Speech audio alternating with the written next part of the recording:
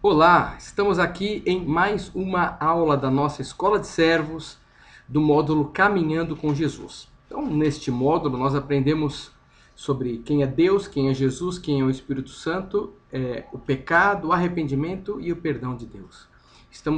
Vamos falar sobre o arrependimento e vai ser muito boa essa aula. Pai de amor, revela a sua palavra em nossos corações mais uma vez, Pai, para que possamos discernir o certo do errado e nos corrigirmos e sermos pessoas melhores, fazendo com que a sua glória brilhe através de nós, em nome de Jesus. Amém. Então vamos falar sobre arrependimento, e você está com a sua aula na mão e diz assim: o arrependimento na Bíblia possui um significado muito específico e importante para a vida cristã. Assim como o homem é um ser dotado de vontade, emoções, é um ser que raciocina, então é necessário que o arrependimento preencha todos os aspectos desse ser. A nossa vontade, as nossas emoções e também a nossa mente. Por isso, podemos citar então 3 elementos do arrependimento. Número 1, o elemento intelectual do arrependimento. Neste elemento ocorre uma mudança de conceito quanto à realidade do pecado e às suas consequências malignas, ou seja, surge uma conscientização da contaminação e desamparo de Deus para com todos quantos estão debaixo da desobediência, como a própria palavra de Deus já deixou expressa, né, que Deus ele não convive com o pecado. Em Isaías 59:2 diz assim: mas as vossas iniquidades, os seus erros constantes, fazem separação entre vós e o vosso Deus, e os vossos pecados encobrem o seu rosto para que não vos ouça. Ou seja, os nossos pecados fazem uma separação entre nós e Deus. Logo que você, então, tem uma conscientização do certo, quando você erra, então você fica com a consciência pesada, porque você sabe que você errou. E quando você sabe que você errou, então você mesmo já cria esta barreira entre você e Deus, porque o teu intelecto faz isso. Então, o primeiro ponto necessário que para o arrependimento, ou seja, eu preciso saber que eu estou errado, né? Eu preciso saber o certo para eu poder saber se eu fiz errado ou se eu estou certo. Número 2 é o elemento emocional. Consiste em um sentimento de profundo remorso e desespero, mas não acaba aí no remorso, tá? Uma vez que o pecado ofende a Deus, porque ele é santo. Olha o que diz lá em Salmos 51:4.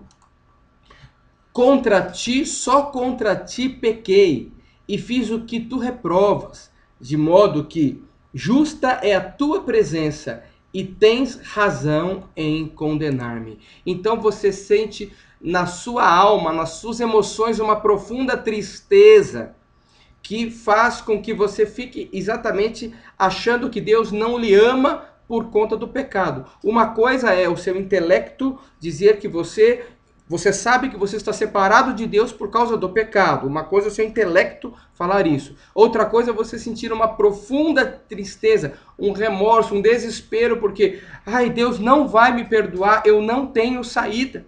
E muitos, nesse momento, como Judas fez, se matou. Muitos desistem das suas vidas, dos seus sonhos, do seu casamento, dos seus filhos, dos seus amigos, porque acham que também não vão receber o perdão de Deus e não vai ter um recomeço. Mas o texto diz assim: todavia, o verdadeiro crente, ele sente um certo tipo de tristeza especial em relação ao pecado, a qual lhe conduzirá ao arrependimento e, por consequente, o perdão divino. Olha que coisa interessante, né? Vamos ler o texto aqui que vai ficar muito claro agora, depois eu comento. Agora, folgo, é o 2 Coríntios, capítulo 7, versículo 9 e 10. Assim, folgo. Então, vamos ler essa outra versão aqui, ó. 2 Coríntios 7, 9 e 10. Agora, porém, me alegro, não porque vocês foram entristecidos, mas porque a tristeza os levou ao arrependimento. Pois vocês se entristeceram como Deus desejava, e de forma alguma foram prejudicados por nossa causa. A tristeza, segundo Deus, olha que interessante. A tristeza, segundo Deus, produz um arrependimento que leva à salvação e não ao remorso, mas a tristeza, segundo o mundo, produz morte. Então nós temos dois discípulos que traíram Jesus. Vocês sabem quais são: Judas e Pedro. Judas, ele sentiu um remorso muito grande, uma tristeza muito grande, uma tristeza do seu intelecto, e logo que ele fez, depois que ele traiu Jesus, ele se matou. Ok?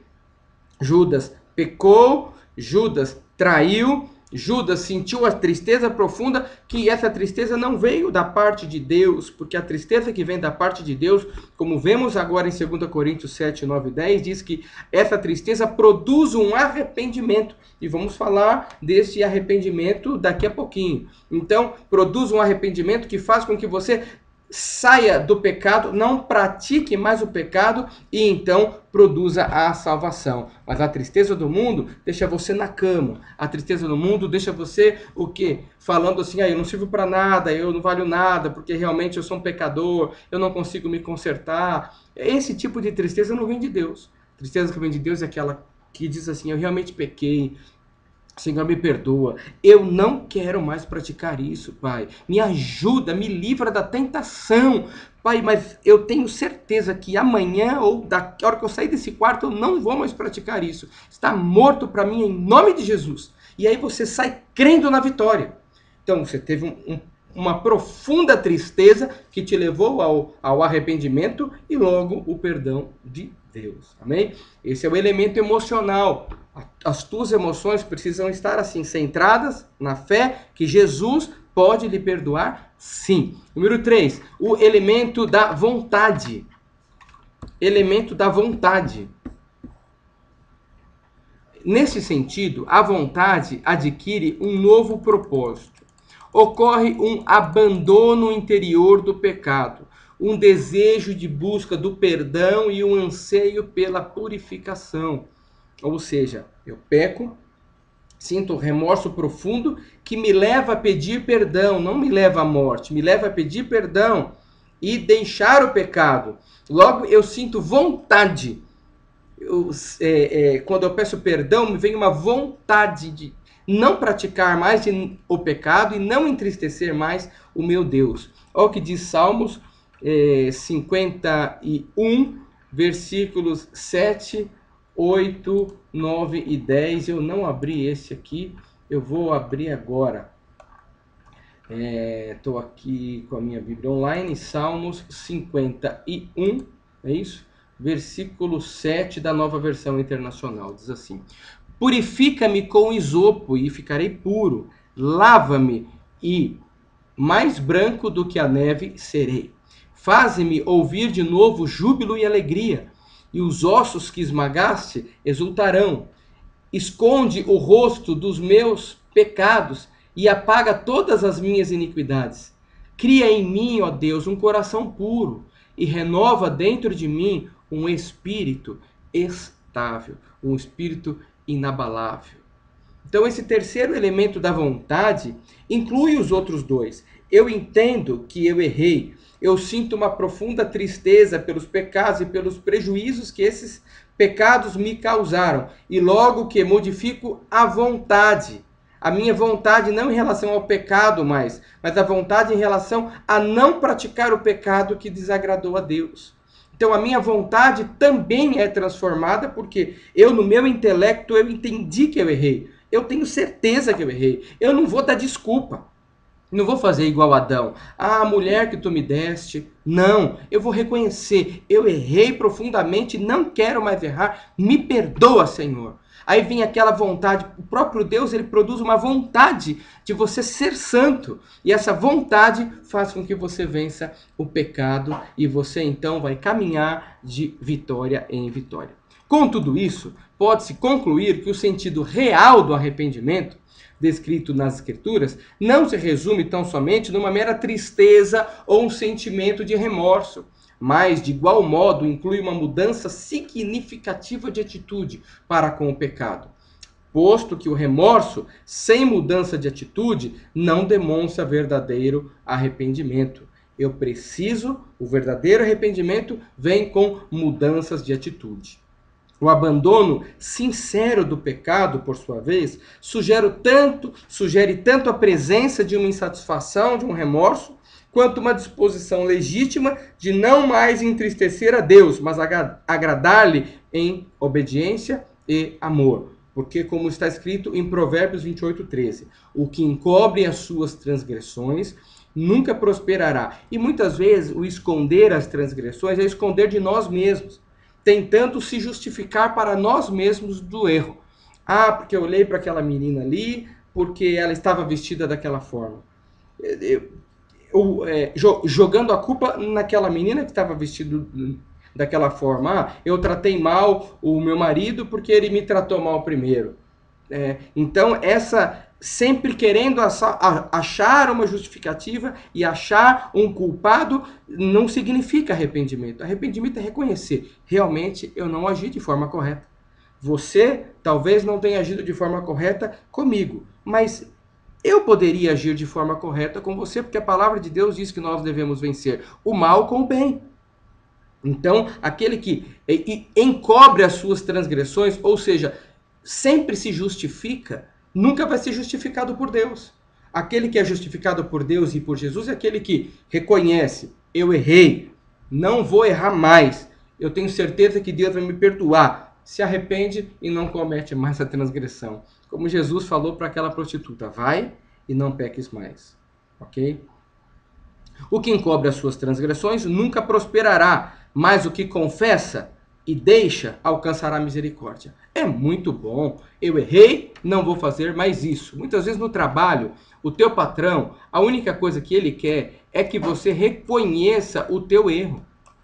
O patrão sabe que você errou, mas você sempre chega lá e fala: olha, eu cheguei atrasado porque o elevador atrasou. Eu cheguei atrasado porque estava muito trânsito. Só que você chega atrasado segunda, terça, quarta, quinta e sexta e reclama do trânsito. Poxa, então sai meia hora mais cedo, meu amado.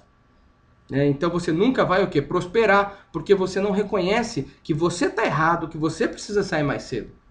Ah, porque o arroz queimou, porque a panela ela não é boa. A panela ela esquenta demais. O fogo está descontrolado. Se você sabe que o fogo está descontrolado, então deixa um pouquinho menos, coloca ele um pouquinho mais baixo, levanta a panela para o arroz não queimar. Isso é não encobrir as transgressões. Não é só encobrir dos outros, é de nós mesmos. Precisamos assumir o erro no nosso intelecto. Precisamos, nas nossas emoções, realmente assumir: olha, eu não vou querer mais errar. Certo? E aí alcançar a misericórdia do Senhor e prosperar em todas as áreas que é o que queremos. Além disso, para concluir, o arrependimento é inseparável da fé e da conversão genuína. Ou seja, eu acredito que eu posso ser perdoado, por isso eu confesso o meu pecado. Porque se eu não acreditasse que eu posso ser perdoado, eu não confessaria o meu pecado, eu ficaria me justificando. E talvez você ainda não foi perdoado, você ainda não prosperou, porque você sempre fica dando desculpa. Mas aquele que tem fé em Cristo Jesus, tem fé que pode ser perdoado por Deus e também pelos seus irmãos, também pelo seu marido, pela sua família, confessa o pecado, aceita o seu erro e larga o pecado. Porque ninguém pode largar um pecado, um erro, se não acha que está errado, né? Meu amado, minha amada. Em linhas gerais, a última linha da lição, basta dizer que a conversão significa voltar-se do pecado em arrependimento e voltar-se para Cristo em fé, sabendo que Ele é fiel e justo para nos perdoar todos os pecados, que é o título da nossa próxima aula. Nós pecamos, nós nos arrependemos e o nosso Pai está sempre pronto a nos perdoar. Amém?